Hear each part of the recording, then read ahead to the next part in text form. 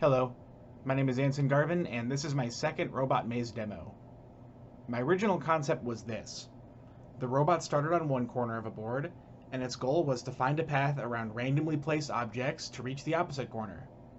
For this demo, the basic concept is the same, but I've made two major changes.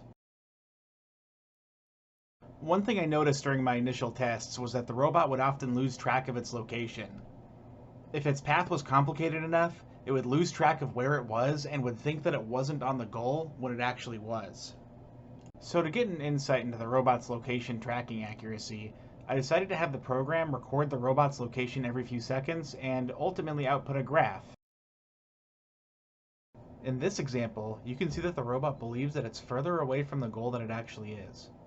It thinks that it's roaming away from the top part of the board when it's actually spinning around right on top of the goal. In my first demo, the robot's algorithm was really simple. If its location was positive in the x-axis, or if it was close enough to the center, it would always turn left. And if it were negative in the x-axis, it would turn right. This algorithm would sometimes work, but if there were any remotely sizable object in the middle of the board, it would commonly get stuck going left and right over and over again. So for this demo, I decided to see if a random choice algorithm would be an improvement over my old one.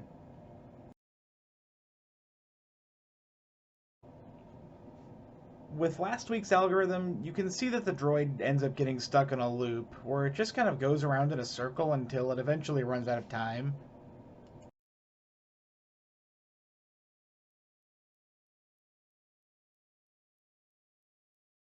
So here's the new algorithm.